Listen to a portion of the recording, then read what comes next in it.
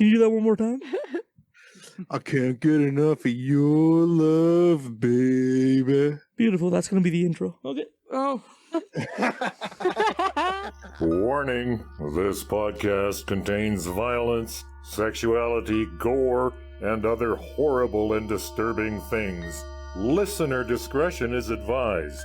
Also, the hosts of this venture are ignorant dipshits, so please do not take anything they say as fact. And enjoy the show. Now, are you sitting comfortably? Good. Then we'll begin. Today we had 15 homicides and 63 violent crimes, as if that's the way it's supposed to be. It is our basic human right to be fucked up. A second plane now has crashed into the other tower of the World Trade Center. Putting chemicals in the water that turn the friggin' frogs gay. The defendant shall be incarcerated for the rest of her natural life with no possibility of parole. You are not machines. You are not cattle. You are men. We were somewhere around Barstow, on the edge of the desert, when the drugs began to take hold.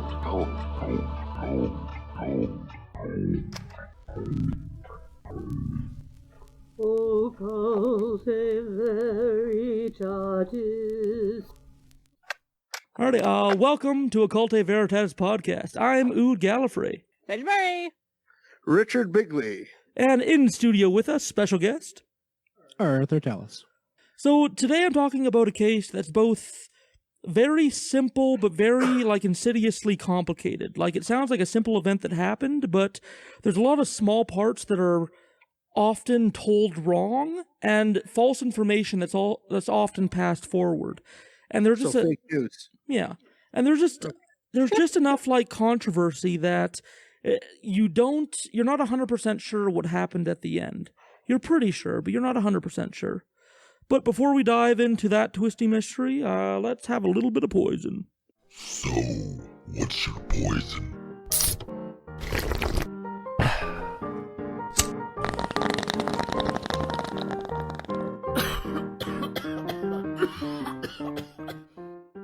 What's your poison? What is your poison? Still Bordeaux. I'm drinking Still this 10 out of 10.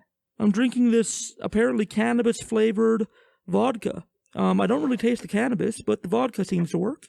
Yeah. I'm back on my bullshit with yet another can of Original 16. Oh, yeah.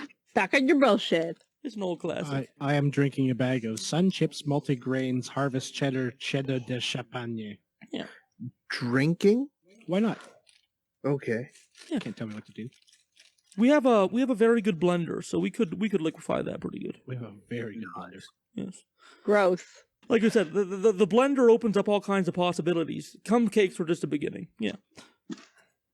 You don't even know what you could boof until now. Oh no. Blech, blech, blech. My vodka's pretty good. I'm gonna give it a 10 out of 10. You know, I'm a lightweight since college. I used to be able to put a lot away in college, but now one glass does me in pretty well, so it's feeling good. Good. Find a flavor of ice cream and make ice cream one day and record an ice cream making Patreon episode or something where we just make ice cream and talk shit about whatever. Oh, I'm in for that. I have a pasta maker. We could do that too. Yeah. Oh, we could do the ice cream episode and the pasta episode. We should call it that too on the Patreon. The pasta episode. Oh, fuck yeah. Ice cream episode, the chocolate chip cookies episode. Oh, hell yeah. That could be so much fun. And then they could be poisons for actual episodes. Oh, hell yeah. We could go through our own little recipes. I got a kick-ass recipe for slow roast ribs, you know, and I got one for the best appetizer in the world called Blue Spring Salad. Doesn't sound like much, but it's wonderful. Filger's parents took over the last of my ice cream. They enjoyed it. Oh, yeah. Nice. Good. I bet Dennis just sunk right into whatever surface he was lying on. Oh, yeah. Well, it was good as an ice cream without the weed, but it was even better as an ice cream with the weed. You know how it is. Is he Dennis? Mm-hmm. Has he been called Dennis on the podcast, or did I just dox him? No, I think he's called himself Dennis and Ice D and Dan West and whatever, and he's plugged his own podcast a number of times, I think, with us. So look up Talking Books. Talking Books. I mean, maybe Talking just books and stuff. Talking Books? Talkingbooks.tk. That is talking, spelt the full word, books spelt the same way you usually spell books.tk. No hyphens, no spaces, no nothing. If you want to listen to him interview a bunch of writers, authors, and other literary artists and people involved in reading and literacy and that sort of thing, he's got Biff Naked coming on his podcast. Shut up. Yeah, he's got Biff Naked coming on Talking Books. He's pulled some big names before. Like that guy, like I don't know if it's got to be his charisma, but he pulls big names. Well, he He's has got like Jim NHL Beaver on there. Yeah, Jim Beaver. He had an NHL coach. He's got Jay Semko coming up as well from Northern Pikes. Guys that are like, she ain't pretty, she just looks that way. Those guys. He's got them, or I guess one of them, coming on his podcast later on. No, dude's got like some cool shit. He's got one of the guys from the Archies, you know, like sugar, do do do do do do. That band. Honey. Exactly. He's got one of them coming on the podcast too. So, and for those of you who have forgotten, you listen to him every single episode. He's the disclaimer. That's his voice. That is Dan West / Dan. That is the man, the myth, the legend. Yeah, so you should check his podcast out. The first like 3 episodes are kind of wishy-washy, but it gets better. Just stick with it. Same with ours. Our first few episodes were kind of bullshit. I didn't know how to edit yet. Well, that's what you do. You listen to the most recent episode, and then you go back to the beginning and listen through to get caught up, just to see if the quality improves. You know, and for most podcasts, I think it does, and for some of them it doesn't, but for most of them it does. I mean, we're doing pretty good. I think we're doing pretty good for remote recording, and even when we're in a studio, we're doing pretty damn good with our cheap-ass mics, you know? Right on. Dan West just uses his phone. He doesn't have any sort of setup. It's just him and his phone, and he pushes record, and there they have it. But thanks to our patrons, our cheap-ass mics are now connected to, like, a godly orgasm-inducing soundboard, so yeah. Our soundboard's pretty awesome. L12 if you're interested. Yeah, so we're putting it right back into the cast. If you'd like to join for as little as $1 a month, patreon.com/ovpod. Yes, please give us your money. Yes, this is like even just a buck makes a world of difference, to be quite honest. Yeah, this is a plus you get Plus, you get to hop into the Discord and talk to other weirdos that also want to support this podcast. Yeah, we also just started fan episodes. We had the first one recorded. So if you have something that interests you, come on. You can talk to one of us about one of your pet interests, one of your pet personal cases that you can cover on the podcast. I love you. Yeah, we love you. But this is a cult. You know, follow us everywhere on social media. You know, give us money, worship us, hail Val, and we will take over the earth and make everything happy together. Yeah. Yes. Patreon.com/ovpod. She hasn't been heard from for a week, something her family says is unlike the UBC student. 21-year-old Elisa Lam never checked out of her LA hotel, and she was traveling alone. Today, the police called on the public for help. The CBC's Lindsay Duncombe has more from Los Angeles. By the way, the Los Angeles police are handling this. It's clear it's not just a case of missing tourists who wandered away. I spoke to the LAPD, and they were very clear that they do have some sort of evidence that it is possible that Ms. Lam is either hurt or in danger. There certainly are a number of things that do just really seem odd. In fact, they were describing it on the local news as an odd disappearance. So there are many things that will hopefully play out as they try to find her, and hopefully they will. The story of Elisa Lam, she's 21 years old. She was here on vacation by herself. She was staying in a downtown hotel that's also advertised on youth hostel websites. It is getting play here in LA. It was on the headlines of the Supper Hour News. They went live before the news conference, and there is obviously some strategy to this, that officers believe that the more they put that picture out there and the more people talk about it, there is a greater chance of finding Elisa Lam and hopefully returning her to her family and to Canada safely.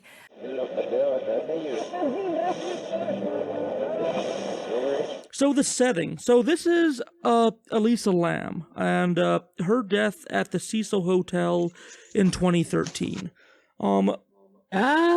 It's a case that went very viral. It went all across the internet, mostly due to a very creepy elevator video that also went viral. And there's a whole bunch of little things about the case that are sort of strange.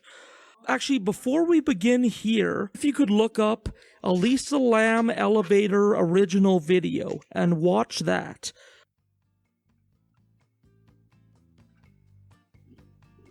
So she goes in.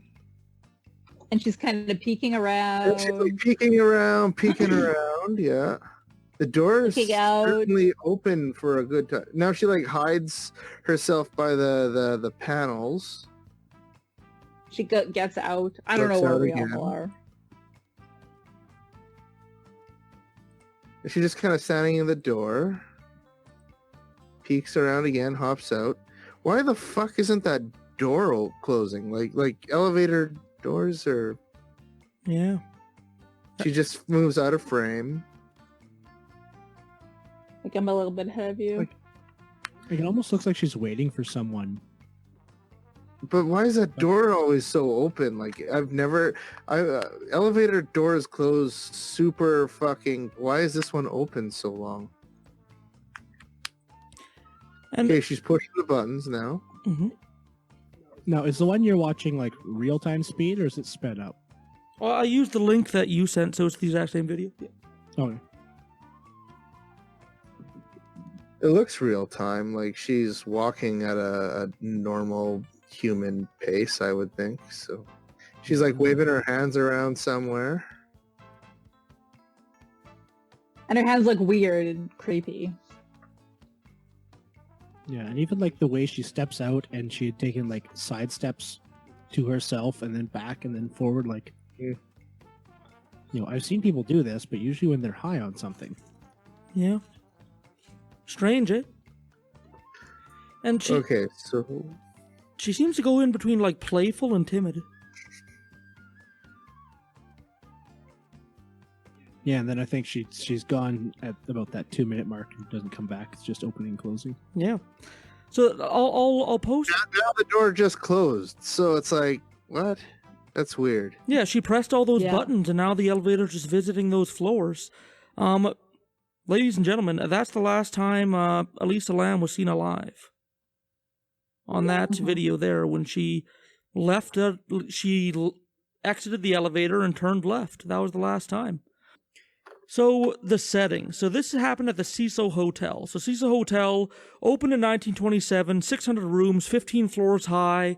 It has a series of violent events connected to it. So, 1931, 4 years after opening, W.K. Norton checked into a hotel under a fake name and died by suicide after taking poison capsules. 1932, the next year, Benjamin Dodich died by suicide after shooting himself in the head. 1934, an Army medical sergeant died by suicide by slashing his own throat. 1937, Grace either fell or jumped from a 9th-story window and died. There was a famous death associated with the hospital. The actress Elizabeth Short, a.k.a. the Black Delilah, was reported seen drinking at the hotel right before her grisly demise. Dahlia. Dahlia, sorry. Black Dahlia. In 1985, Richard Ramirez. Ramirez? Am I saying that correctly? Ramirez. Yep. Also known as the Night Stalker, serial killer, lived on the top floor of the hotel during his active killing spree. So while his killing spree was active, he was living at the hotel. 6 years later, in 1991, Austrian serial killer Jack Unterweger, who earned the name the Vienna Strangler, stayed at the hotel. He was another person that stayed at the hotel during his murder spree. 16 deaths have been associated with the Cecil Hotel. Mostly suicide, but also violent rapes, murders, and assaults. Any hotel that's been around for almost 100 years is bound to have a series of dark events associated with them, just because hotels are places where a lot of people come and go, and some of them are going to be people who are murderers and etc. But as far as I can tell, Cecil is a little above average. This could due to its placement in the city for most of its time. It's in kind of the slum row, kind of the downtown, kind of more crime-ridden area of LA. So it has a higher crime rate. So of course it would have higher crimes there. But the event we're talking about today is the death of Elisa Lam. So Lam is the daughter of immigrants from Hong Kong. She was born in 1991 in Canada, and her mother and father opened up a restaurant in Burnaby, just outside of Vancouver. At the time of her death in 2013, she was a student at the University of British Columbia in Vancouver. Her family tried to keep Lam's mental health struggles quiet. Number one, they were immigrants, which, because of society's discrimination towards immigrant people, they're bound to keep struggles more quiet. They're less likely to go to the doctor or to the therapist about troubles.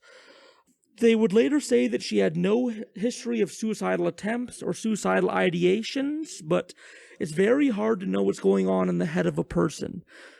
You don't know for sure if she had suicidal ideations or not. She was an active blogger, mostly on Tumblr. She had an active blog, and up to the event, she was blogging all the way through. She posted about movies she loved. There was a famous Princess Bride scene that she posted gifs of again and again. Arthur, can you recite that? My name is Inigo Montoya. You killed my father. Prepare to die. Yeah. She posted about interesting things she learned. She posted a series about the history of the different shapes of Coca-Cola bottles. She blogged about fashion, about feminist issues, about how she thinks women were treated in society, and of course her struggles with mental health. She also blogged and tumbled about that. So these are just a few entries in the months before Elisa Lam's disappearance on her Tumblr blog. Quote, "Sometimes you have to be your own hero, because sometimes the people you can't live without can live with you." Quote, "I feel as if I were walking on the edge of a precipice, toward which thousands are crowding and endeavoring to plunge me into the abyss." Quote, "Life is intrinsically, boring and dangerous at the same time. At any given moment, the floor may open up. Of course, it almost never does. That's what makes it so boring."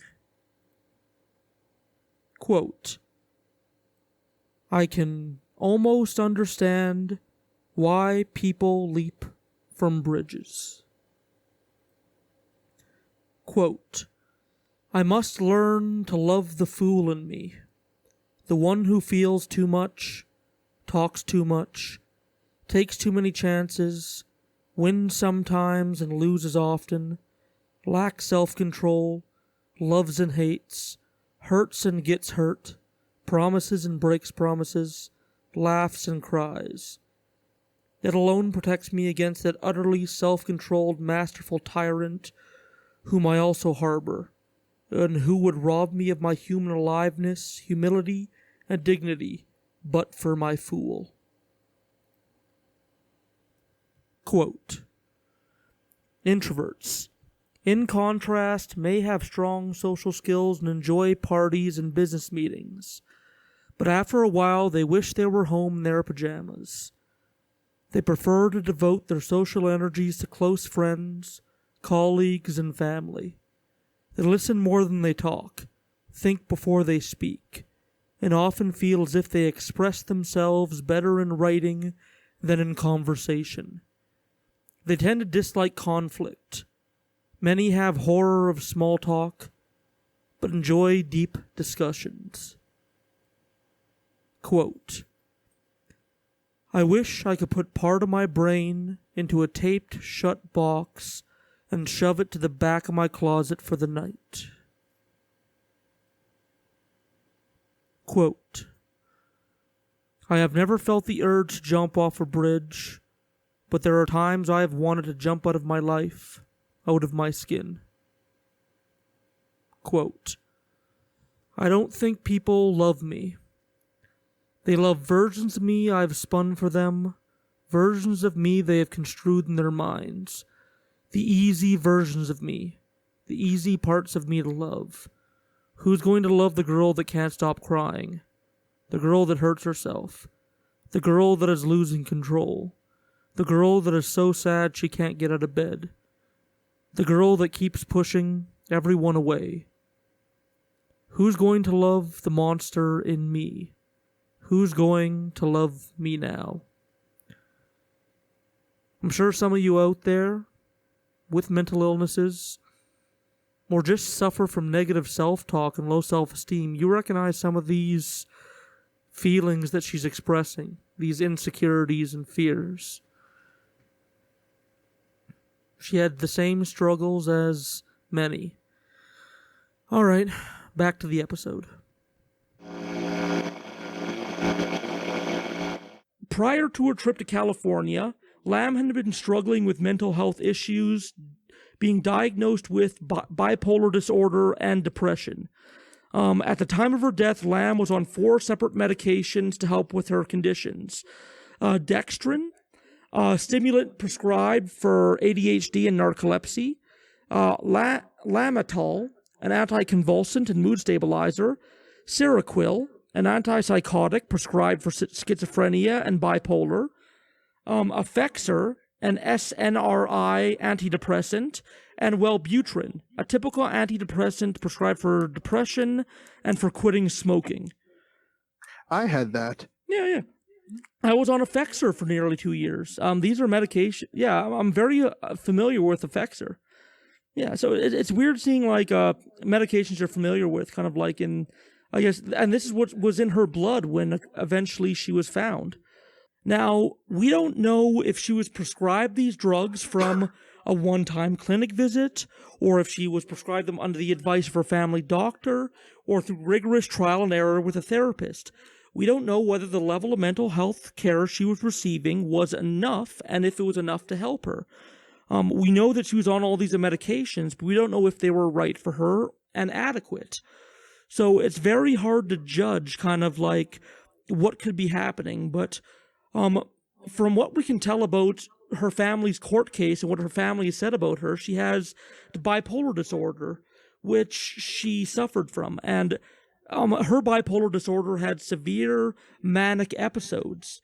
Her mania got severe enough that it included psychotic features such as hallucinations, delusions, paranoia, catatonia. What's catatonia, by the way? Does anybody know? Is that like where you kind of, well, like catatonic, like where you kind of stop responding to anything? Yeah, lack of movement and communication can also include agitation, confusion, and restlessness. Yeah.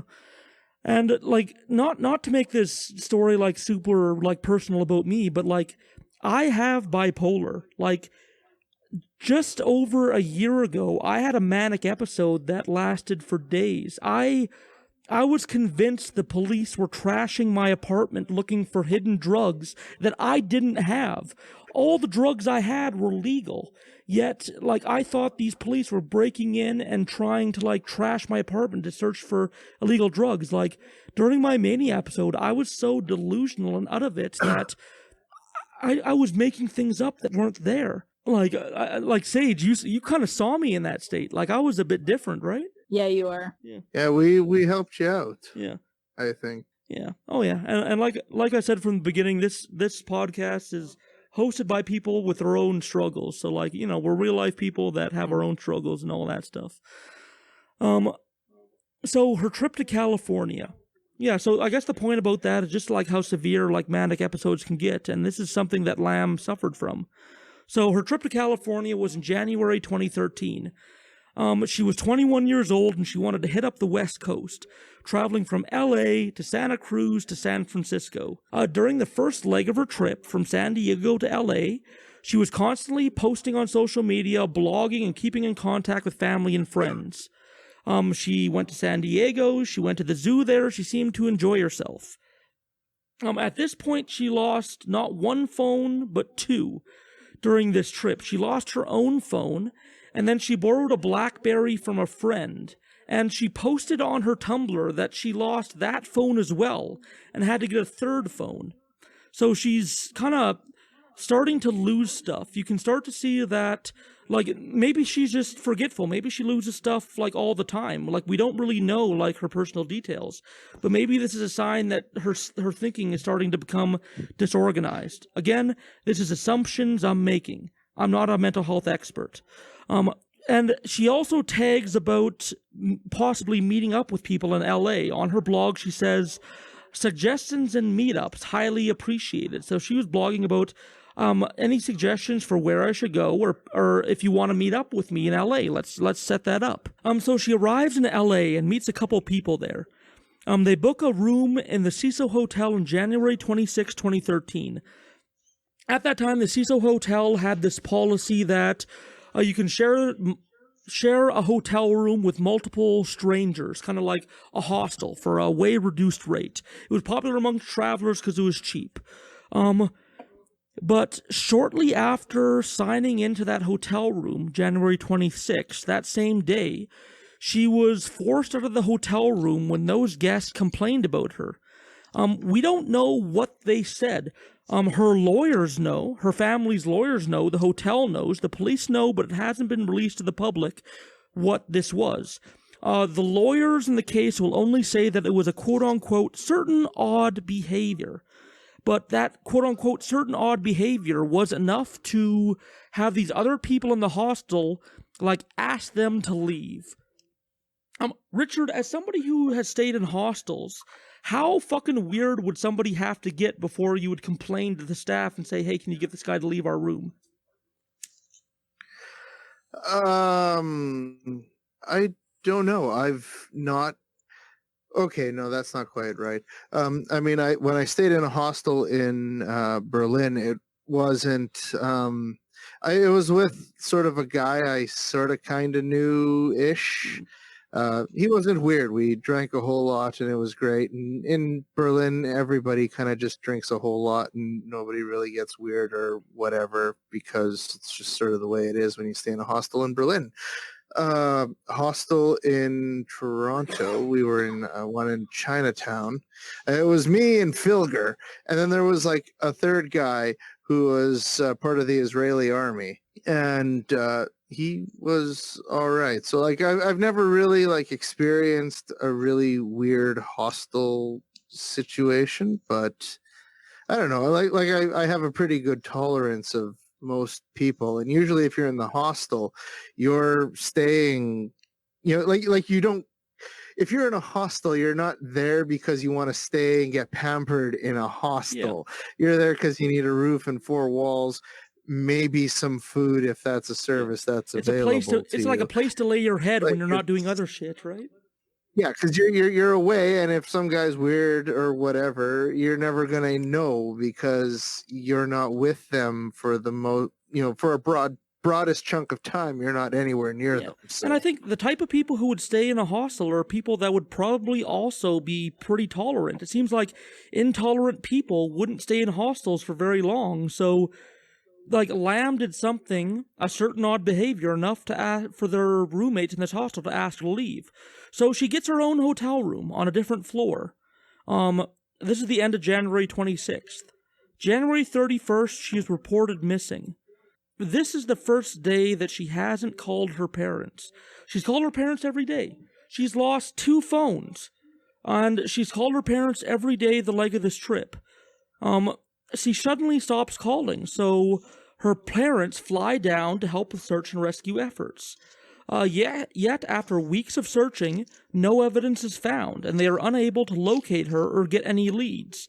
They even bring scent dogs in to track her, and they went over the entire hotel, including the roof, and got nothing. They canvassed the city, put up posters, and they get nothing. Yesterday, we were made aware of robbery homicide of missing persons case, Elisa Lam. She was last seen on the 31st at the Cecil Hotel at 640 South Main Street. She's a Canadian citizen, and the reason that we're investigating this at robbery homicide is because we're in connection with Interpol on a regular basis, and any case that involves foreign nationals usually comes to us. So right now we're asking your help. We have a photo.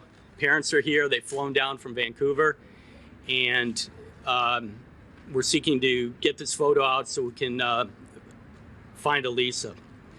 Again, she's been missing since the 31st, and she was down in Los Angeles in our area just basically for leisure, for travel.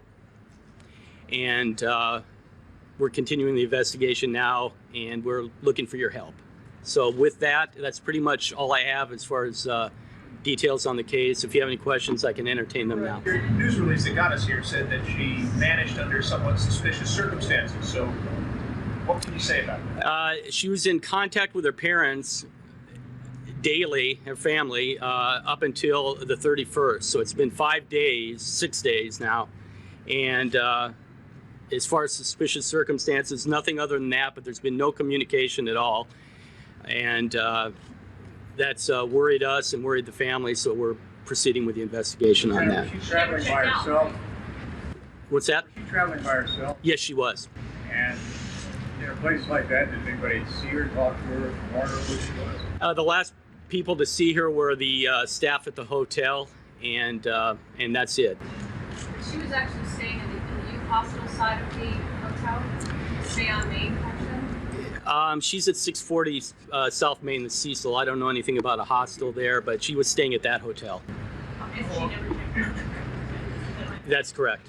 Right. Is there any surveillance video showing her coming and going? We're in the process of investigating that and collecting anything we can in that angle. What are they using her credit card?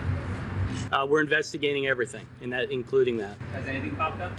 And, we're very fresh into the investigation, so I don't have an answer on that, not yet. At what point did you guys get involved since? Yesterday afternoon. Do you know if anybody warned her or talked to her about where she was staying and being there alone as a woman in the Skid Row area? No, I don't believe she had any idea that that might be a location to be concerned about. Was that her MO? Did she travel by herself everywhere as she was traveling around, I guess, the country? No, just recently she was traveling to Southern California on her own. She's 21 years old, and she ended up here at the Cecil Hotel.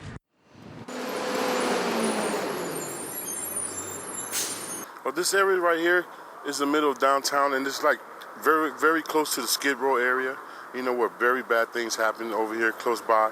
You have a lot of drug dealers and people that use drugs, and a lot of homeless people live around here. And I mean, come to the fact that, you know, Richard Ramirez, one of the Night Stalkers, you know, he lived here, you know, and it's a very bad area around here. I mean, you have drug dealing, you have a lot of robberies, you know, you have assaults of goings around here, you know. Anything could happen around here, you know, because this is a bad area. Anything could happen. Do you feel safe to be here? Nah, I don't feel safe. Even after that happened, no one knows what happened.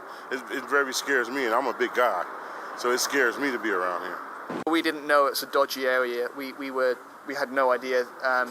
So when we came here, we just thought it was like any other part of Los Angeles. But everywhere we went, every shopping center, they asked us where we're staying.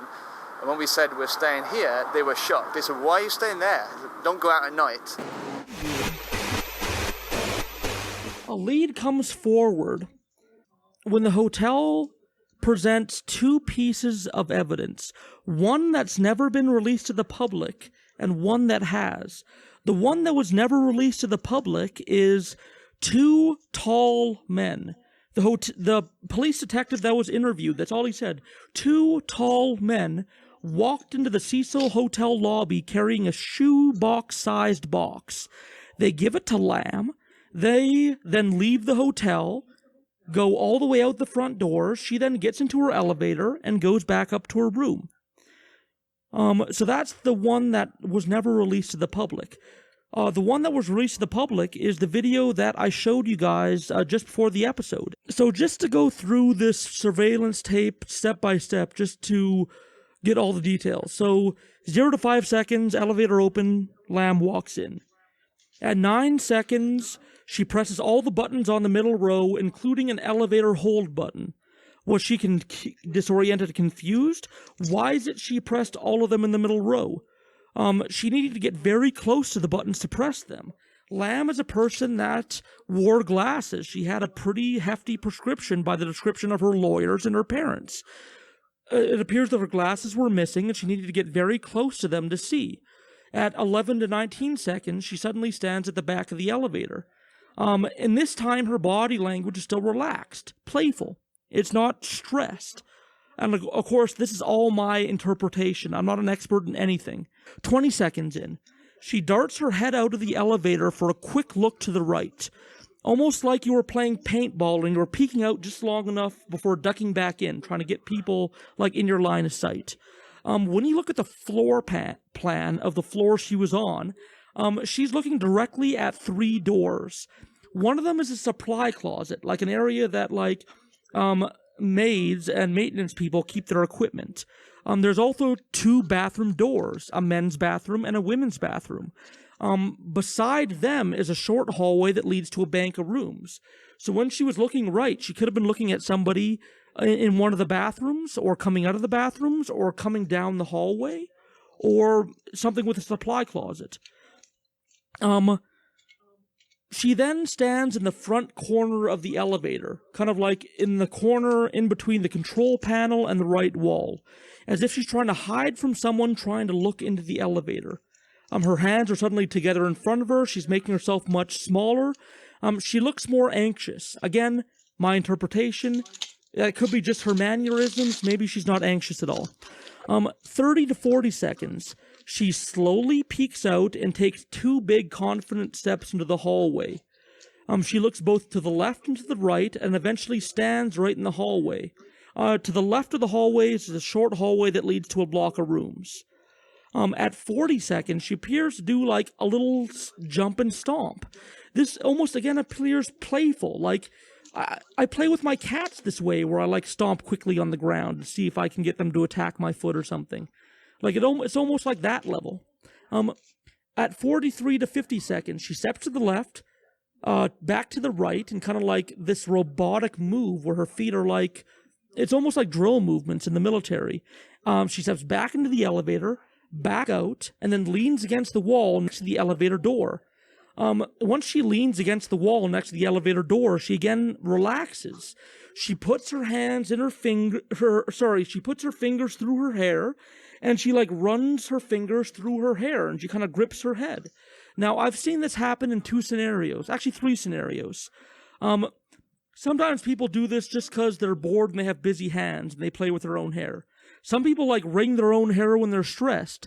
Some people wring their hair and flip it around or run their fingers through it when they're flirting. I don't know what she was doing here. I don't know if she was doing it out of anxiety or if she was just bored. I don't know why she was running her fingers through her hair. My son does that to self-soothe. Yeah, she could have been self-soothing because she was stressed. That could have been a total thing. Mm-hmm. At 1:25 to 1:40 seconds, she suddenly appears to be having a conversation with a person to her right. It's almost like you're hearing the silent conversation from one side. She appears to have a friendly conversation, a friendly smile on her face, but people often smile when they're nervous, so grain of salt. She motions with her hands, kind of like she's a hand talker, and she's motioning really big with her hands. She doesn't appear really startled, like somebody surprised her by coming out of the bathroom or something. She kind of just looks to the right and seems to be having this one-way kind of friendly conversation with somebody to the right. At 1:40 to 1:49, she starts to hyperextend her fingers, wring her wrists, crack her knuckles. I do that when I'm nervous. I start to crack my knuckles and wring my hands and put my hands together. I don't know why she was doing it. That's why I do it. At 1:50, she walks to her left. And that's the last she's ever seen of. At 1 minute 50 to 4 minutes, the elevator travels from floor to floor to floor because she pressed all the buttons, doors opening and closing, and seeing nobody. The video is very grainy and very low quality.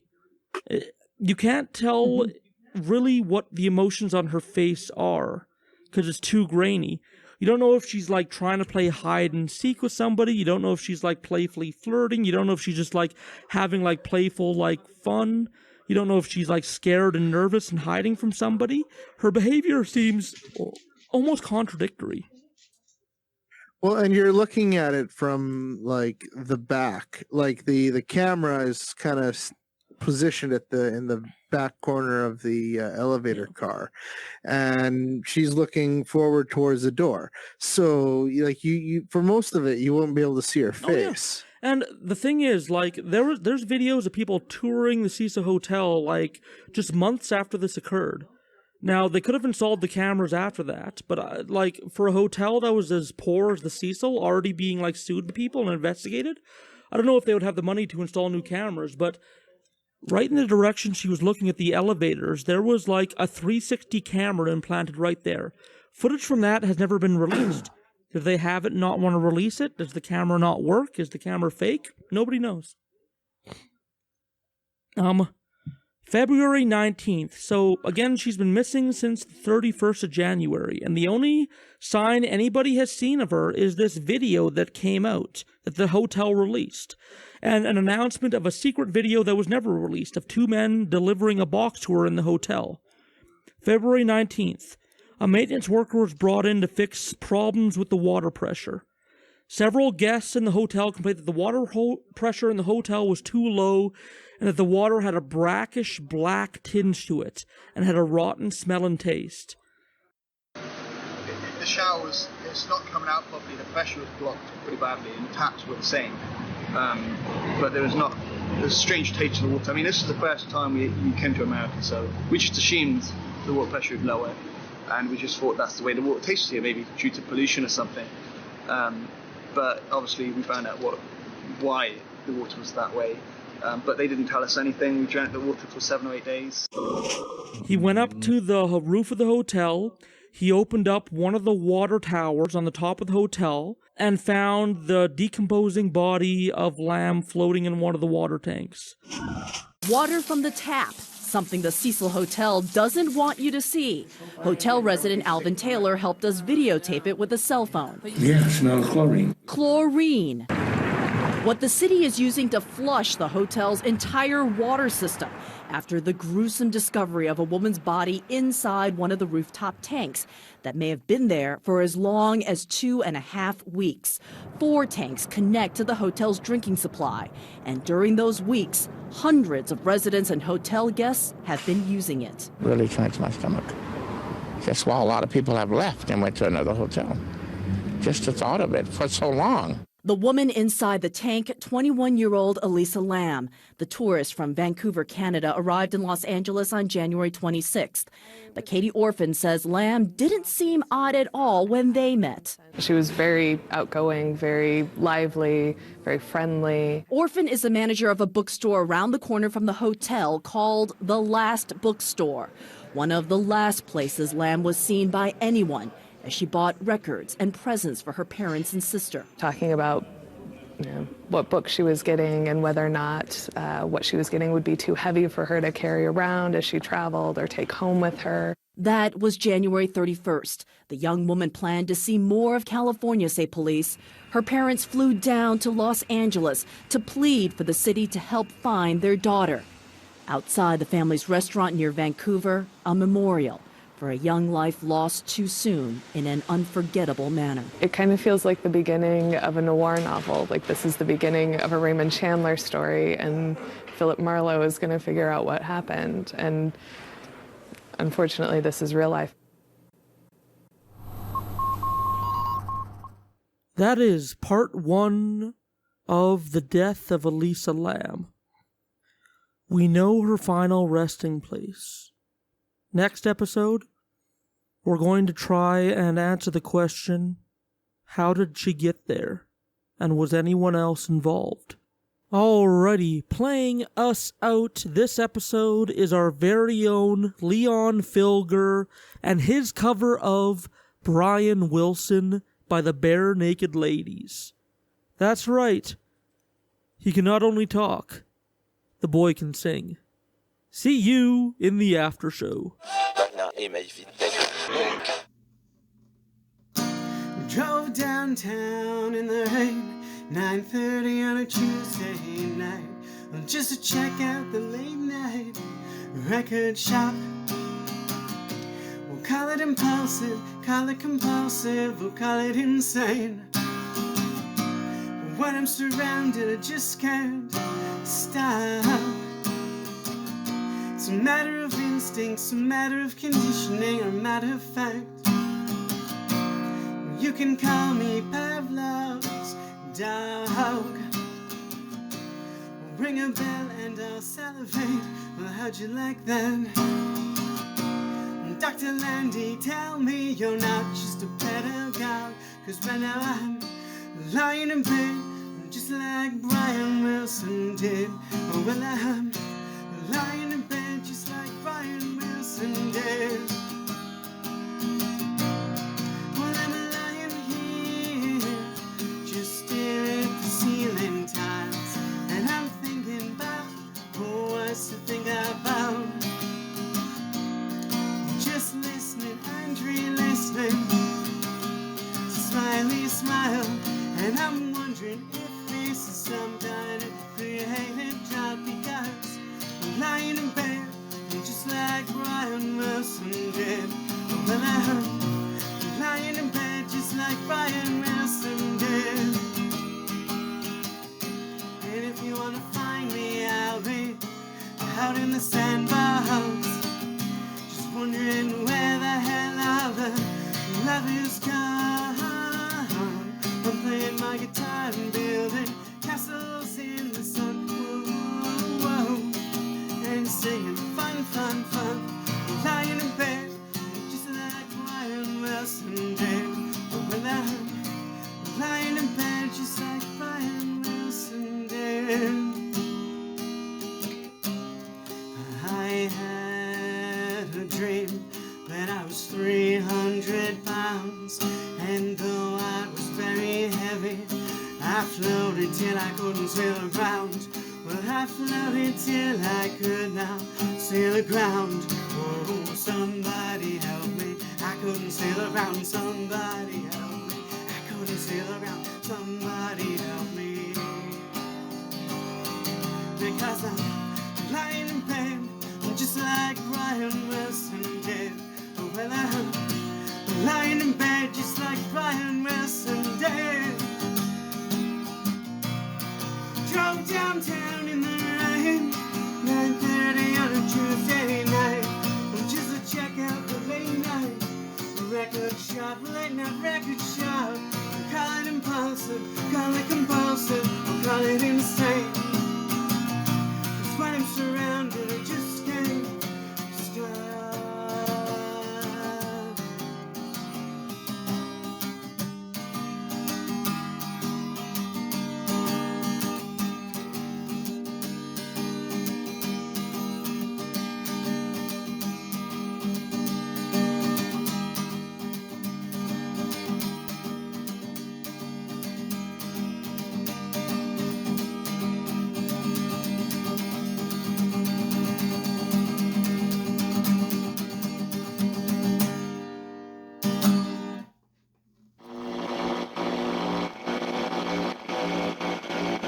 Alrighty, so for the after show, I'm going to catch you guys up on a past case. Yep, I'm talking about Onision again.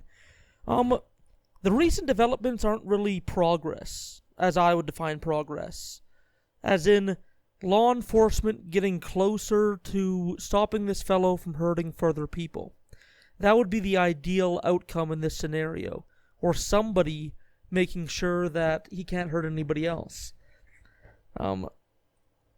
But this isn't that. It's just a couple of strange developments.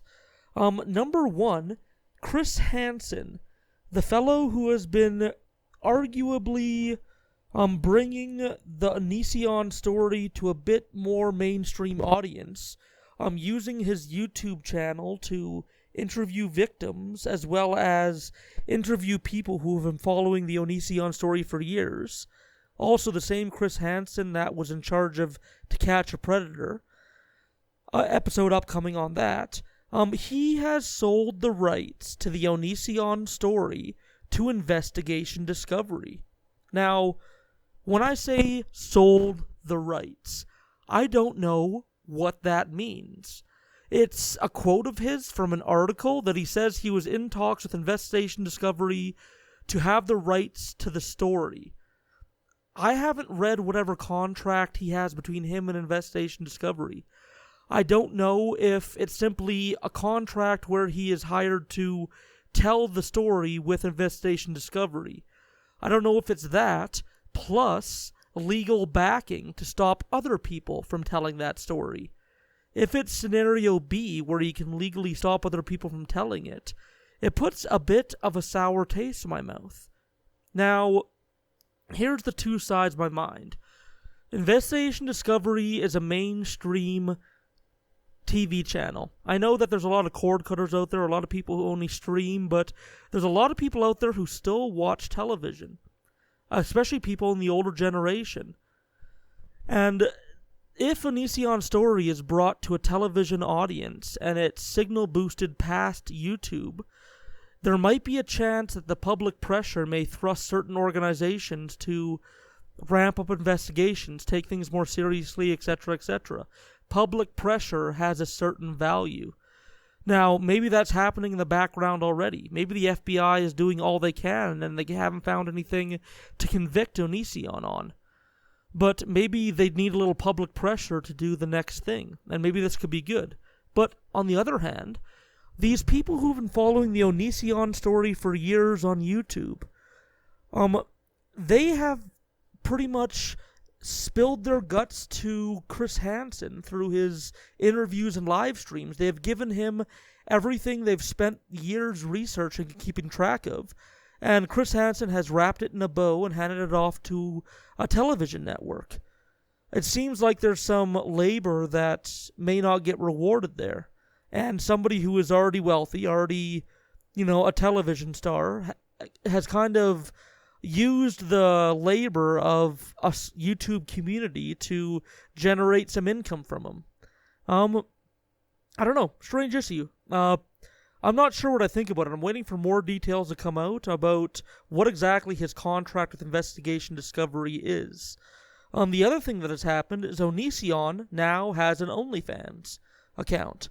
For those of you that don't know, an OnlyFans account is a service where somebody can sign up and sell pictures, videos, other media of themselves. It's not always sexual, it's not inherently sexual, but it's used by many sex workers, and regular sex workers just signing up for the first time, trying out sex work and stuff like that. It's a service that provides that. You're allowed to sign up for monthly subscriptions and receive whatever you paid for from whatever people you subscribe to. I don't have a problem with sex work. I don't have a problem with OnlyFans as a concept. Here's where the line gets a bit fuzzy.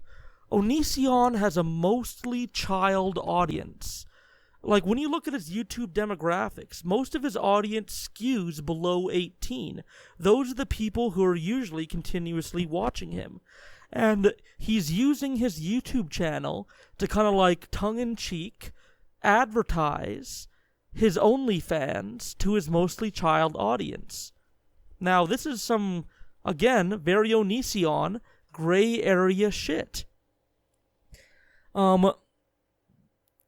Advertising an adult service, and on this service he has been doing adult things, showing body parts, performing sexual acts, stuff like that. He's advertising this service to his mostly child audience, and all a child needs to do to get onto one of these services is lie about their age and have access to, a working credit card.